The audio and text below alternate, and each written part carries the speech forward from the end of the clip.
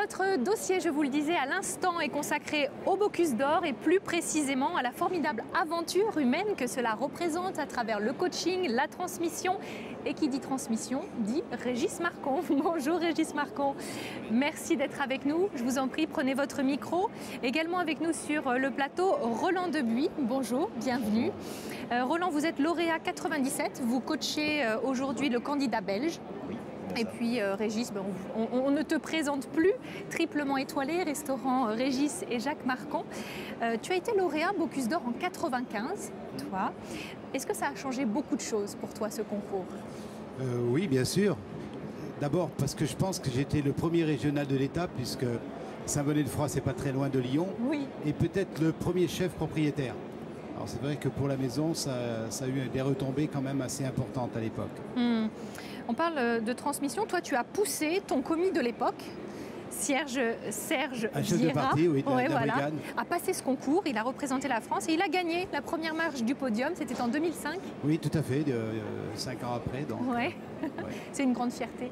Oui, je crois qu'on a toujours envie, pas spécialement dans les concours, mais c'est tellement une passion, ce métier, on la vit tous les jours, que je crois qu'on a envie de donner bien sûr aux clients, mais on a envie de donner aussi aux collaborateurs qui travaillent avec nous, parce qu'ils donnent d'eux-mêmes et on a envie de les porter. Aider, bien sûr, de les porter comme Absolument. Tu dis. Ouais. On en reparle dans un instant et aussi du rôle du commis. Moi, je voudrais savoir auprès de monsieur Debuis, vous coachez l'équipe belge.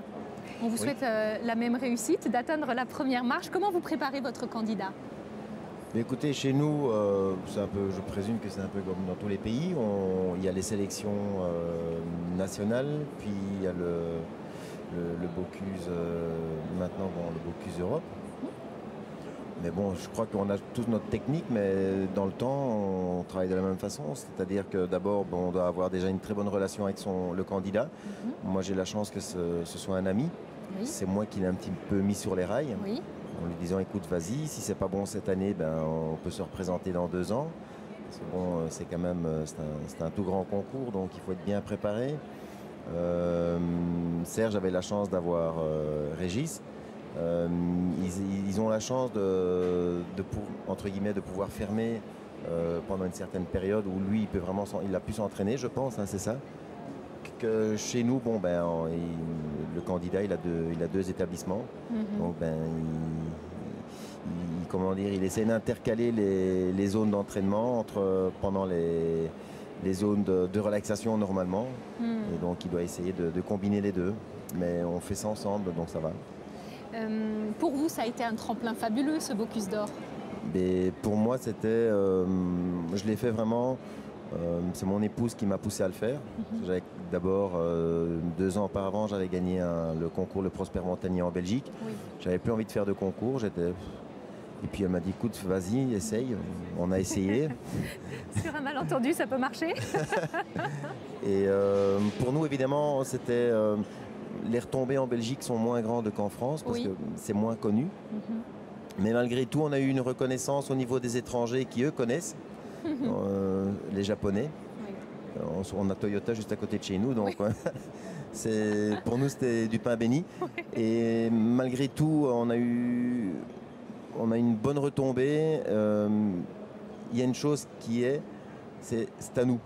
C'est un concours, on a gagné, c'est à nous. On ne pourra jamais plus le reprendre. Non. Et on a eu des... Vous savez, après on a eu des hauts et des bas. Mais c'est vrai que in fine, c'est quand même un grand concours, on a des bonnes retombées, on est reconnu, on devient connu. Et bon, c'est vrai que ça fait plaisir au quotidien. Oui, on parle de la Belgique. On a vu, bien sûr, il y a des pays piliers du concours, évidemment, mais on a aussi des pays qui arrivent sur la compétition. C'est le cas de la Malaisie. Régis, je ne sais pas si tu as vu cette équipe, il paraît qu'elle est 100% féminine. Oui, je les ai rencontrés en plus. Lors d'un séjour à Hong Kong, et la demoiselle donc est venue m'aider dans la promotion que je faisais, et puis elle m'a appris 2 jours avant la fin de promotion que c'était elle qui était sélectionnée pour ce concours. Alors on a pris un petit moment ensemble, j'ai essayé de lui donner le meilleur conseil que je pouvais, puis surtout de me mettre en relation avec son chef qui la coach depuis maintenant 8 mois pratiquement. Bon, on leur souhaite bonne chance en tout cas. Je l'ai déjà vu dans son travail à Hong Kong, sur notre cuisine, et elle avait beaucoup de finesse, elle était assez calme, et je crois que c'est des qualités qu'il faut avoir quand on est candidat. C'est important le Bocuse d'Or pour l'image gastronomique du pays. On voit que la Norvège, qui a gagné en 2008, eh bien, grâce à cela, c'est vraiment un pays qui a été sur le devant de la scène et qui maintenant agit comme une locomotive, c'est vrai? Tout à fait, on le sent. Moi, j'ai l'habitude de les rencontrer, ils viennent à la maison d'ailleurs pour... Oui, c'est un tu petit en peu accueilles là. C'est le repère des Nordiques là-haut, puisqu'on a 3 équipes qui sont dans le village. Bon, moi j'ai fait ça après le Bocuse parce que je pense que c'est important, nous, la France, un peu terre d'accueil, parce que c'est vrai que les candidats cherchent des cuisines pour finir leurs plats, leur préparation, un point de chute quoi, pour les produits. Donc chez toi, tu as 3 équipes en ce moment. Nous, c'est facile, l'établissement est fermé, donc on a plusieurs cuisines à disposition. J'ai un collègue qui le fait aussi. Donc c'est un petit peu le village olympique là-haut. Ça va, ils ne se tirent pas dans les pattes parce que malgré tout... Non, parce que je les ai invités avant-hier soir à l'apéritif. Les 3 équipes se sont rencontrées et je trouvais ça... Il y a un bel esprit. Et puis, moi je les connais bien, les Nordiques, ce sont des gens, c'est des sportifs. C'est vrai que c'est des compétiteurs, mais ils ont le côté sportif dans l'âme, donc pour eux, il n'y a pas de problème. C'est une véritable aventure humaine. J'imagine que si vous avez gagné, c'est aussi grâce à votre commis. C'est important de transmettre à son commis, c'est les futurs cuisiniers de demain. Oui, c'est un tandem, de toute façon, c'est 2 personnes. On travaille ensemble, tout à fait, ça c'est indéniable. Si on n'a pas un bon commis, je pense quand même on met les chances du côté des autres et pas de son côté. Je vous dis ça parce qu'il y a le prix du meilleur commis qui est décerné par l'Académie des lauréats du Bocuse d'Or. On peut peut-être en dire un mot sur ce prix. Oui, c'est un concours qu'on a mis en place au moment où j'étais responsable de l'Académie. Et notre objectif, c'était toujours les jeunes, les écoles, la transmission. Et on a mis en place ce prix du meilleur commis, qui est donc depuis maintenant, ça va faire la 5e édition. Et on a réalisé un livre sur la cuisine des concours qui permettent aux jeunes du monde entier de connaître un peu plus l'esprit des concours, l'histoire des concours, comment se préparer à un concours, accepter l'échec dans un concours, comment bien le vivre avec la famille aussi, bien le vivre avec son commis, puis surtout des astuces de concours qui permettent à des jeunes qui ne sont pas spécialement dans des grandes maisons d'avoir déjà un outil, un accès à la connaissance de ces concours. Allez, un dernier mot pour conclure. Est-ce que techniquement, sur les gestes techniques des candidats, est-ce que vous avez pu voir ou entrevoir des nouveautés ou des choses qui vous ont interpellé, surpris? Je pense qu'on voit ça durant les 2 jours. Oui. Il faut savoir que le Bocuse d'Or, pour moi, c'est une fenêtre technologique, une vitrine technologique vraiment.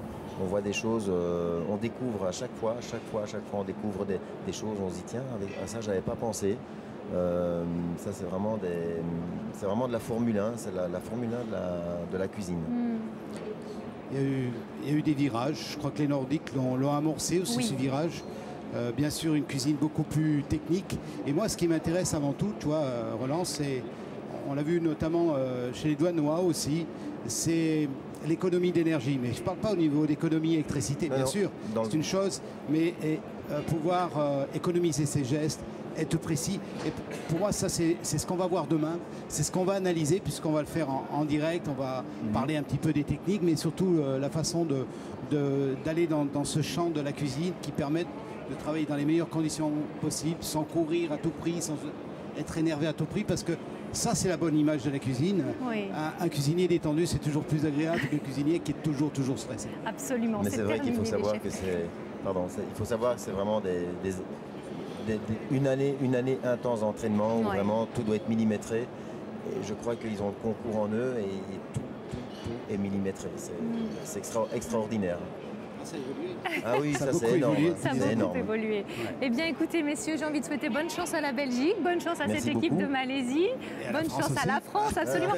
C'est Jérôme Jègle, voilà, restaurant Tête d'Oie, effectivement, à Lyon. Merci beaucoup, messieurs, d'être venus nous voir malgré les encombrements. Merci d'avoir insisté pour arriver jusqu'à nous. À très vite. Merci beaucoup.